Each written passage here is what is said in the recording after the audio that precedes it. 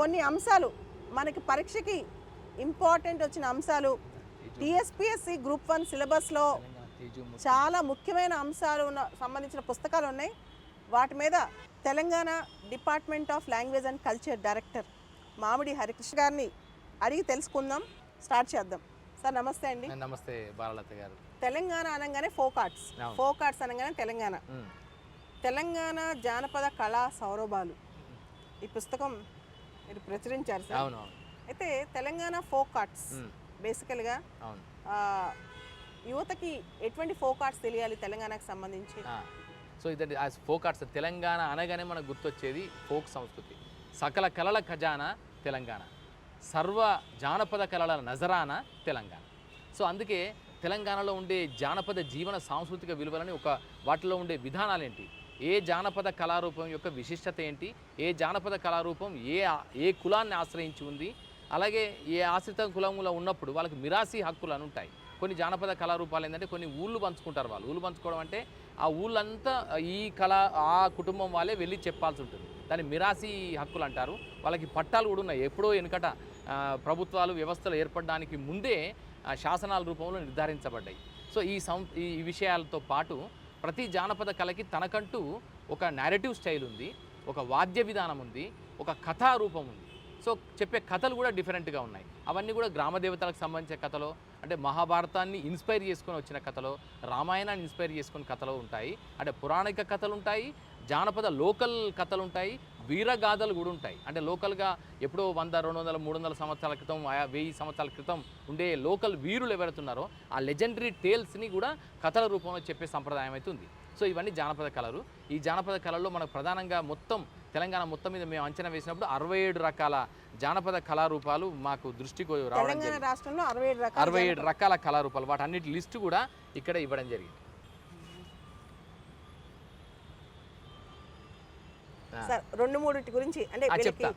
వీటిలో అద్దొ పటం కథ నుంచి మొదలుకొని బాలసంతులు, బండారి భక్తులు, బీరన్నలు, బైకాని, తర్వాత భజనలు ఇవన్నీ ఉన్నాయి. వీటిలో మెయిన్గా ఉన్నాయి చెప్తాను. ఒగ్గు కథ ఉంది. ఒగ్గు కథలో 3 రకాల సంప్రదాయం ఉంటుంది.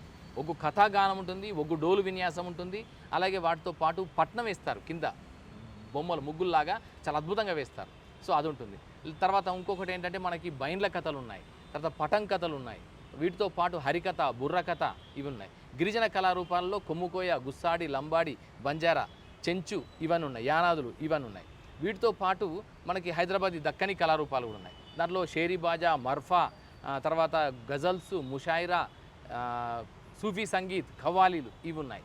సో వీటన్నిటిలో ఇవన్నీ ఒకవైపు అయితే ఈ పుస్తకం మాత్రం జానపద కళారూపాల మీదనే ప్రధానంగా ఫోకస్ చేస్తూ చేసింది. సో వీటన్నిటిలో కొన్ని అంశాలు మీకు చెప్తాను. దీంట్లో ఏంటంటే ప్రశ్నలు కూడా ఎలా వస్తాయి అనేది ఒకవైపు అయితే, దీంట్లో ఉన్న కళారూపాలలో కూనపులి పటం కథ అంటారు. ఇవి ఏ కులాన్ని ఆశ్రయించారు, ప్రశ్నలు కూడా ఎలా వచ్చే అవకాశం ఉందంటే జతపరచుము లాగా వచ్చే అవకాశం ఉంది. జతపరచుము అని అంటే ఎట్లా అడుగుతారంటే ఆ కళారూపం ఏ ఆశ్రిత కులాన్ని ఆశ్రయించి ఉంటుంది. ఉదాహరణకి సాధనాశూరులు, ఇది ఎవరిని ఉంటుందంటే పద్మశాలి కమ్యూనిటీని కలిగి ఉంటుంది. లేదా రుంజా అంటే విశ్వబ్రాహ్మణులను ఆశ్రయించి ఉంటుంది. తర్వాత మందహెచ్చులు ఆ పేరులోనే చూడండి ఎంత అద్భుతం ఉంటుందో. గొల్ల వాళ్ళ యొక్క ప్రధాన వృత్తి ఏంటంటే పశుపాలన, పశు పోషణ. సో వాళ్ళు ఏం చేస్తారంటే మందను హెచ్చు చేయాలి. సో వీళ్ళు కళారూపం ద్వారా పాట పాడితే, ఆట ఆడితే, కథాగానం చేస్తే మంద హెచ్చుతుంది, సంపద పెరుగుతుంది, పశు సంపద పెరుగుతుంది అనే లక్ష్యంతో వారు మందహెచ్చులు అట్లా చెప్పేవాళ్ళు వరుస క్రమంలో కాలక్రమంలో మందహెచ్చులుగా అయిపోయింది. అదే కళారూపం అయిపోయింది, అదొక సంప్రదాయంగా ఏర్పడ్డది అనమాట. సో అలాగే ఒగ్గు గొల్ల వాళ్ళు, కుర్మ వాళ్ళు చెప్తారు, మల్లన్న కథ చెప్తారు వాళ్ళు.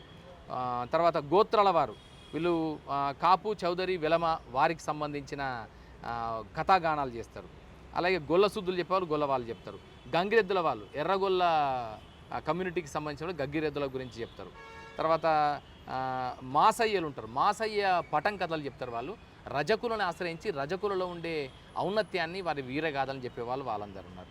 తర్వాత మాల జంగాల ఉన్నారు, మాల జంగాల వాళ్ళు మాల వారికి సంబంధించిన ఔన్నత్యాన్ని చెప్పే కథలు చెప్తారు. మిత్తిలి వాళ్ళు ఉన్నారు, మిత్తిలి వాళ్ళు మాల కమ్యూనిటీలోనే భాగంగా వైష్ణవ తత్వాన్ని చెప్పేవాళ్ళు ఉంటారు. వారు ఎట్లా వచ్చారంటే దానికి ఆ పుస్తకం కూడా ఉంది, మనం వేసింది మిత్తి అయ్యల వారిని ఒక పుస్తకం కూడా వేసాం.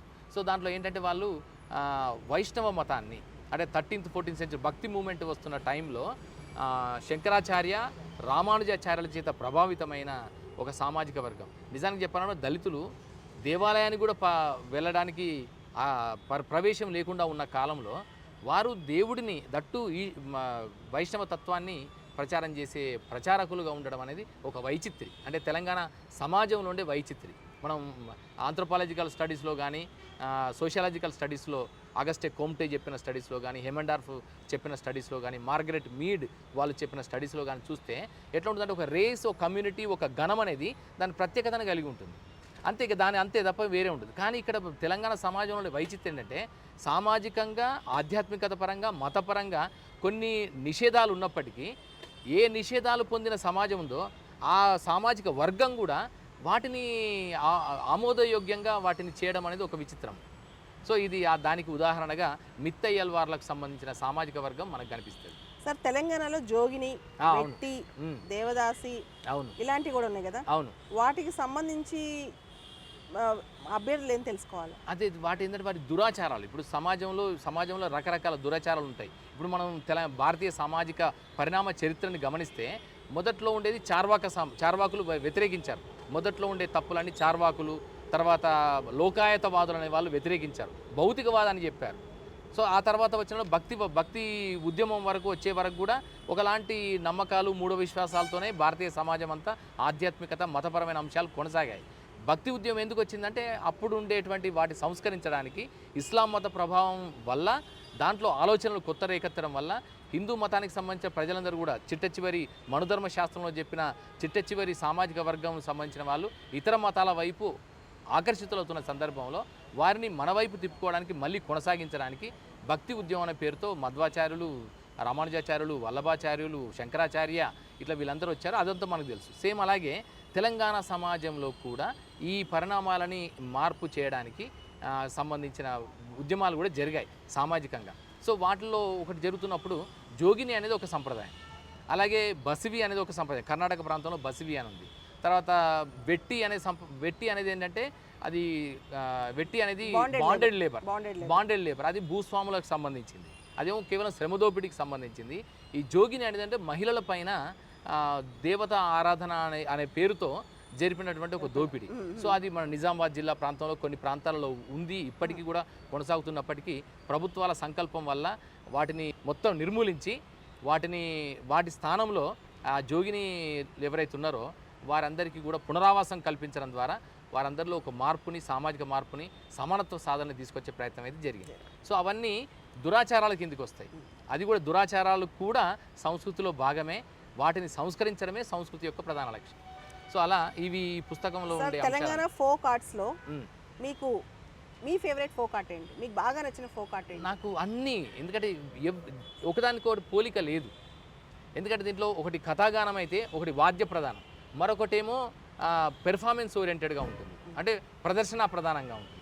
సో 3 రకాలుగా ఉంటాయి: వాద్య ప్రధానము, కథా ప్రధానము, కథాగాన ప్రధానము, ఇంకొకటి ప్రదర్శన ప్రధానం.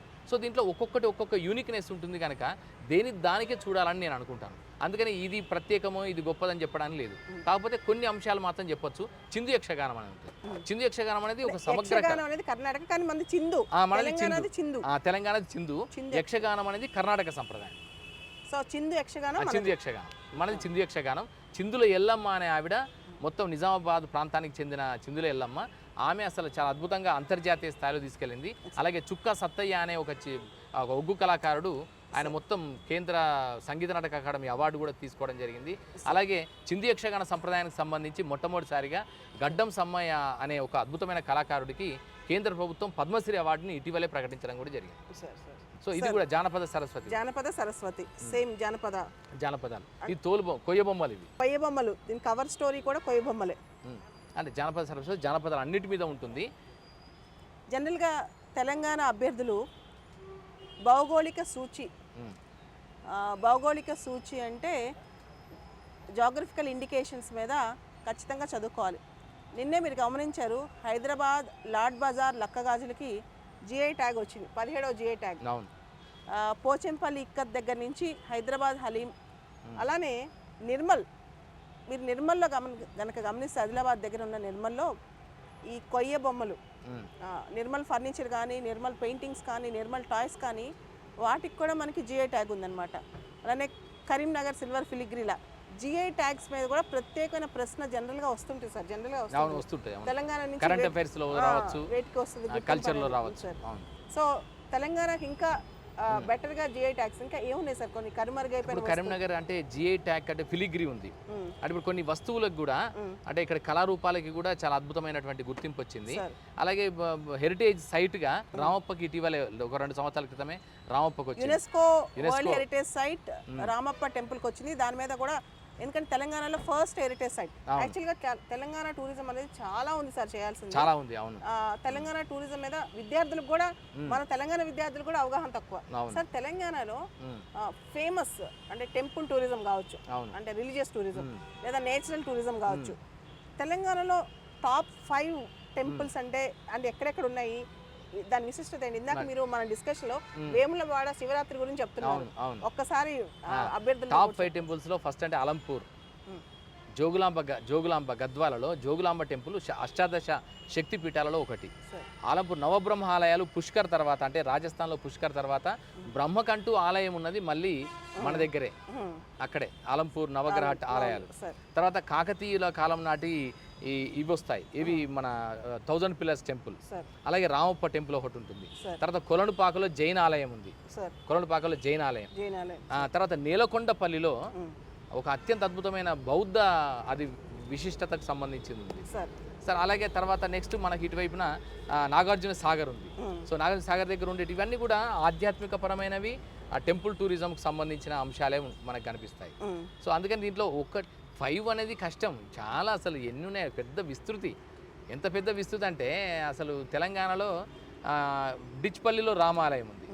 అలాగే ఇప్పుడు వేములవాడ టెంపుల్ ఉంది. వేములవాడ టెంపుల్లో రాజరాజేశ్వర స్వామి టెంపుల్. అటు ఆధ్యాత్మికత పరంగా మరొక వైపున హిస్టారికల్గా కూడా దానికంటూ ప్రత్యేకత ఉంది.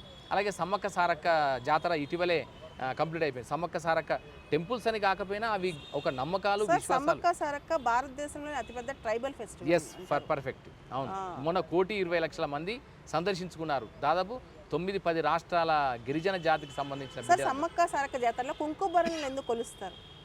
అది ప్రాతినిధ్యం ఎలా అంటే అప్పుడు ఇది గమ్మత్తైన విశేషం ఏంటంటే కాకతీయుల కాలంలో వాళ్ళు కప్పం కట్టమని వెళ్ళినప్పుడు కప్పం కట్టకుండా ఉన్న ట్రైబల్ కింగ్డమ్, అది సెపరేటెడ్ ట్రైబల్ కింగ్డమ్. ఆ ట్రైబల్ కింగ్డమ్ వాళ్ళు వ్యతిరేకించి, అప్పుడుండే కాకతీయ చక్రవర్తుల్ని వ్యతిరేకించి ఎదిరించి తిరుగుబాటు చేసినప్పుడు జరిగిన పోరాట గాథ ఇది కనిపిస్తుంది. సో దీంట్లో ఏంటంటే ఆ సంప్రదాయం నమ్మకం ఏంటంటే స్త్రీలందరూ కూడా పసుపు కుంకుమలతోనే సింబాలిక్గా చెప్పుకుంటాం మనం. సో ఆ సింబాలిజంలో వచ్చిన అంశం ఏంటంటే వీళ్ళు యుద్ధంలో జరుగుతున్నప్పుడు పగిడిద రాజు అంటే ఆయన చంపేశారు. జంపన్న వాగు, ఆ జంపన్న వాగు ఇప్పటికీ ఉంది. సో జంపన్న వాగు మీద కూడా మాకు ప్రశ్నలు రావచ్చు. జంపన్న వాగు మీద రావచ్చు. ఆ మేడారం సమ్మక్క సారకు జాతరకు సంబంధించిన ప్రదేశాల మీద కూడా ఖచ్చితంగా ప్రశ్నలు వచ్చే అవకాశం ఉంది. దాంట్లో బెల్లంగా బంగారం అంటారు. మేడారం సమ్మక్క సారక్క జాతరలో ఉండే ప్రధానమైన సంస్కృతి ఏంటంటే మనిషి కష్టాలు పోవాలంటే, మొక్కు తీర్చుకోవాలంటే మనిషి నిలువు దోపిడి అంటారు. కానీ ఇక్కడ ఏంటంటే మనిషి నిలువెత్తు అమ్మవారికి సమర్పించారు. తెలంగాణ గవర్నర్ గారికి కూడా నిలువెత్తు బంగారం పెట్టారు. బంగారం అంటే ఏంటంటే బెల్లమే బంగారం. సో బెల్లం ఆయన ఎన్ని కిలోలు ఉంటే అన్ని కిలోల బెల్లంని అక్కడ అమ్మవారికి సమర్పిస్తారు. గమ్మత్ ఏంటంటే ఇక్కడ ప్రతీకాత్మకత ఉండదు. ఇప్పుడు ఆంథ్రోపోమార్ఫిజం ఉంది మనకు. ఆంథ్రోపాలజీలో ఒక స్టడీస్లో ఏంటంటే టోటెమిజం అని ఉంటుంది. ఆ టోటెమిజంలో ఎట్లుంటుందంటే ఇప్పుడు నిర్దిష్టమైన రూపాలు లేని కాలానికి సంబంధించిన సంస్కృతి. సో ఆ నిర్దిష్టమైన రూపాలు అంటే మానవ ఆకృతి లేని కాలంలో ఉండే సాంస్కృతిక రూపాలు కొన్ని ఉంటాయి, టోటెమ్స్ అంటాం.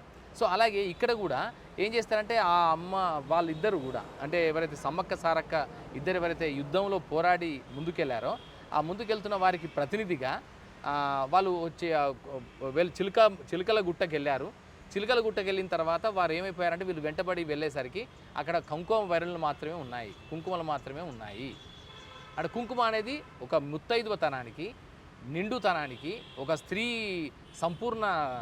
సంపూర్ణతకి భారతీయ తాత్విక చింతనలో సింబాలిజం అది. ఆ సింబాలిజంగానే అట్లా మిగిలిపోయాయని చెప్తారు. అందుకే ఇప్పటికీ చిలుకలమ్మ గుట్ట నుంచి వచ్చేవి అవే వస్తాయి, మళ్ళీ కుంకుమ బరాలని తీసుకెళ్తారు. చెట్లనే దేవతలుగా పూజించే ఒక అద్భుతమైన జీవన సంస్కృతి సమ్మక్క సారక్క జాతరలో. వనదేవతలు వనదేవతలు చెట్లకి పూజలు చేస్తారు, దానికి నిర్దిష్టమైన ఆకృతి లేదు. మానవాకృతి కానీ మిగతా త్రిమూర్తులకు ఉండే ఆకృతులు కానీ ఏవి కానీ లేవు. శివుడికి ఎట్లయితే లింగము ఎట్లయితే ఉందో అది సింబాలిక్ ఆకృతి, ఇక్కడ సమ్మక్క సారక్కలకి కూడా ఒక సింబాలిక్ ఆకృతే ఉంది తప్ప వాళ్ళకి నిర్దిష్టమైన మానవ ఆకృతి లేదు.